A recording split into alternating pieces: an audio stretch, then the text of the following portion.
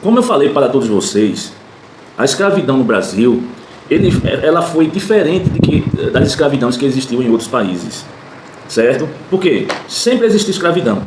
Quando uma tribo ela invadia outra tribo e ela se tornava ganhadora dessa guerra, ela escravizava os perdedores, estuprava as mulheres, normalmente dos perdedores, para propagar a sua prole. Isso era bastante comum em muitas sociedades. E depois, muitos deles vendiam esses escravos, que muitos deles eram nobres em suas tribos, certo? Vendiam esses escravos para pagamento de dívida com outros países, com outras tribos de fora. Então, no Brasil, tá entendendo? No Brasil, o que aconteceu? Esses negros que os europeus trouxeram para aqui, da região do Congo, certo? Esses negros, eles foram escravos nobres de outras tribos rivais, certo? Na África. Como os europeus, eles cediam armas, cavalos, pinga para esses indivíduos, guerreiros chefes de tribos africanas dominantes, então o que acontecia? Eles, para pagar a dívida com esses europeus, eles cediam os escravos que eles ganhavam as guerras de tribos rivais, e esses indivíduos que eram feitos escravos, eles cediam para europeus para pagamento de dívida. Era assim que é feito. E por que, de fato, a escravidão no Brasil, ela teve a diferença entre a escravidão de outros países? A escravidão no Brasil aqui também teve a influência do estereótipo, ou seja, a característica dos negros, a questão da cor da pele muito evidenciada, tá entendendo? Por que isso aconteceu diferente de outros países? E eu vou estar explicando aqui, nesse vídeo, o porquê isso ocorreu.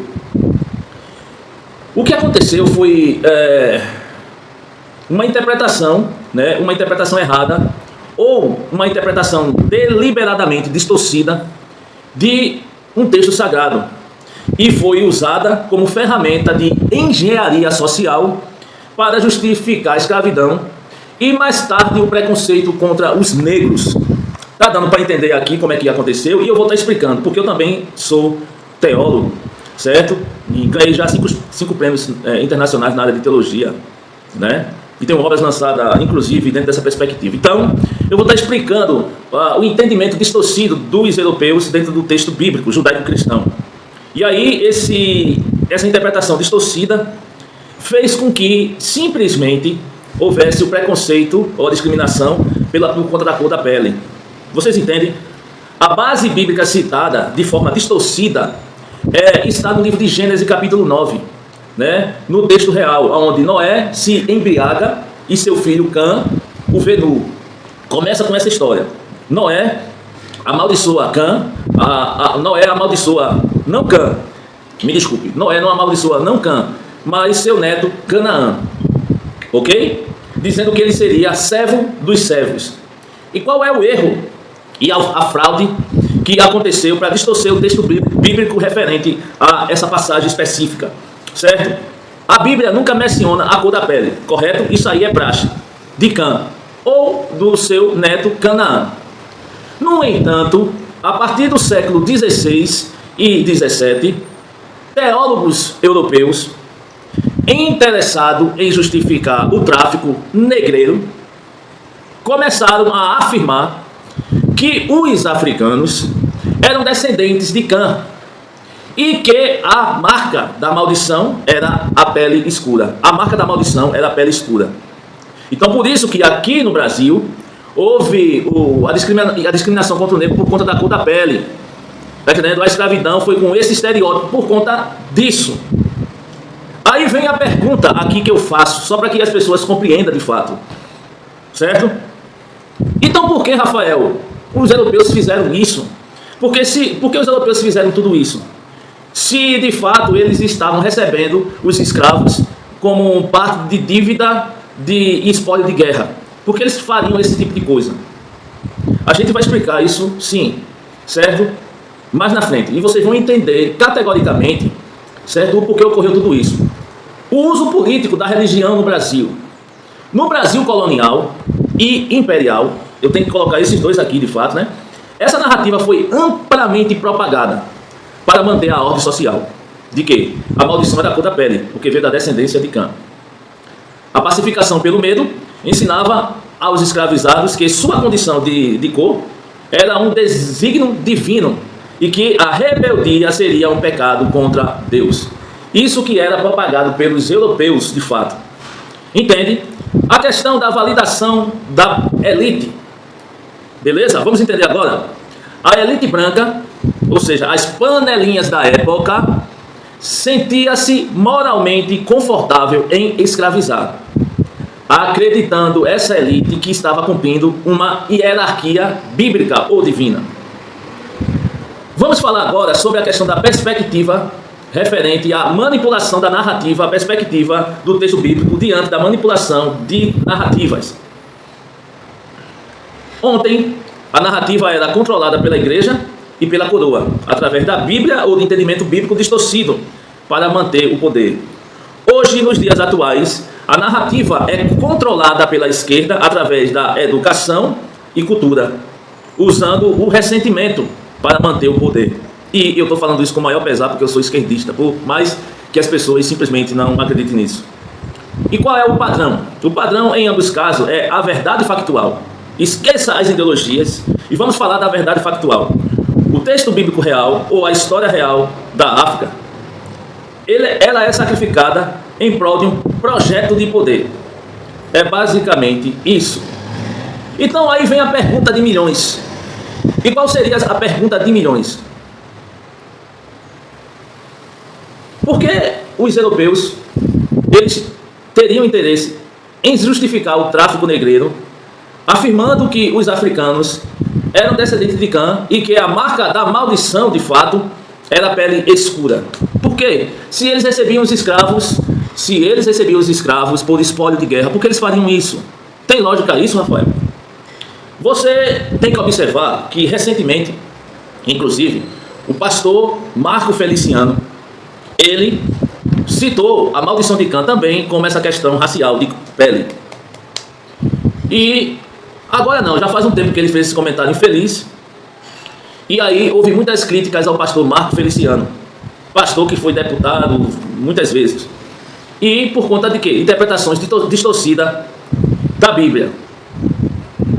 Então, qual era a necessidade de o europeu, ele sabendo que recebia o espólio de guerra de outros negros, ele simplesmente mentir ou distorcer passagens sobre a Bíblia para, particularmente, escravizar esses negros, se eles já recebiam esses negros por ser escravo de outros negros? Qual é a lógica disso?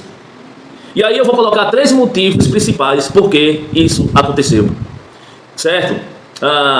O ponto central da estratégia de legitimação, e a gente vai entender porque os europeus criaram uma justificativa teológica, ou seja, a maldição de Cã, mesmo recebendo os negros como pagamento de dívida de outros negros. Precisamos também ver a questão de um olhar totalmente diferente para a moralidade da época. A gente tem uma moral nos dias atuais e a gente tem que olhar para a moralidade da época e para também a necessidade de sustentabilidade do sistema. Então, eu vou colocar 3 motivos principais porque os europeus usaram um texto bíblico para dizer que a maldição de Cã era o reflexo dessa maldição, era a cor da pele do indivíduo. Porque eles usaram essa interpretação distorcida da Bíblia e porque eles usaram, de certa forma, essa passagem distorcida do contexto bíblico para diminuir os negros. Primeiro, eu vou explicar. Primeiro, dos 3 motivos principais, é a necessidade de conforto moral. Como assim? A necessidade de conforto moral. Embora na costa da África a negociação fosse vista como um negócio jurídico-comercial, como eu já falei em vídeos passados, o pagamento de dívida ou a troca, quando esses negros eles chegavam à Europa, quando esses negros chegavam à Europa ou às Américas, eles entravam em sociedade cristã. Coloque na mente agora, por causa dessa palavra que eu citei, cristã. Porque você vai entender porque eu estou pedindo para vocês frisar referente a essa passagem. O dilema da época. Como um cristão pode escravizar outro ser humano de forma perpétua e hereditária? Esse aqui é o dilema. A questão que a gente pode trazer referente a isso de solução. A narrativa da maldição de Cã servia para desumanizar ou inferiorizar o escravizado perante a opinião pública europeia e a igreja. O europeu precisava acreditar que não estava apenas comprando um prisioneiro de guerra a outros negros, mas cumprindo uma sentença divina. Porque os europeus eram cristãos. Então, mesmo que foi espólio de guerra, ou seja, europeus comprando escravos negros a outros negros, comprando não, recebendo como dívida de pagamento. Recebendo como dívida de pagamento ou espólio de guerra, escravo de outros negros, o que eles concediam, de fato, a esses negros, ou seja, arma, cavalo, aguardente, enfim. E eles recebiam isso como espólio de guerra. Todavia, esses europeus eram cristãos. Então, eles não poderiam moralmente fazer, mesmo dessa forma, essa prática. Ou seja, de fazer outros seres humanos de escravos. Entenda o que eu quero dizer? Eles, biblicamente falando, não poderiam fazer outros seres humanos de escravos. Eles seriam contra a Bíblia. Só que o europeu, ele precisava acreditar que não estava apenas comprando um prisioneiro de guerra, mas cumprindo uma sentença divina para passar um formato moral de pessoas sãs e pessoas mansas. Segundo, a diferença entre o negócio e a questão da instituição. Na África, o europeu aceitava o negro como pagamento, porque era o ativo mais valioso que os reis africanos tinham a oferecer. Para o mercador, no porto, pouco importava a teologia, importava necessariamente o lucro. Entendeu? Na colônia, no caso Brasil, Estados Unidos, uma vez que o negro era desembarcado, ele precisava ser mantido em cativeiro por gerações. Se o argumento fosse apenas ele era um prisioneiro de guerra, o filho desse escravizado não teria motivo para ser escravo, já que ele não lutou na guerra. Analise bem direitinho essa característica.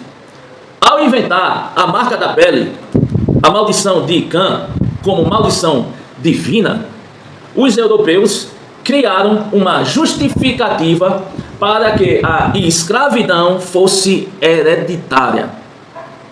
Entendeu agora a situação? Veja, eu estou colocando a história pela história. Eu não estou colocando a história para defender viés político, como muitos historiadores fazem. Certo?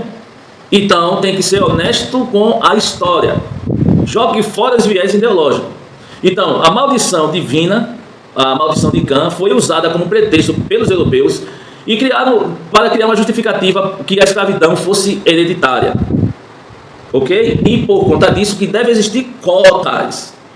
Mas não porque temos uma dívida. Peraí, vamos devagar com o andor. Certo? Então, assim, tem que ser honesto com a história. Certo?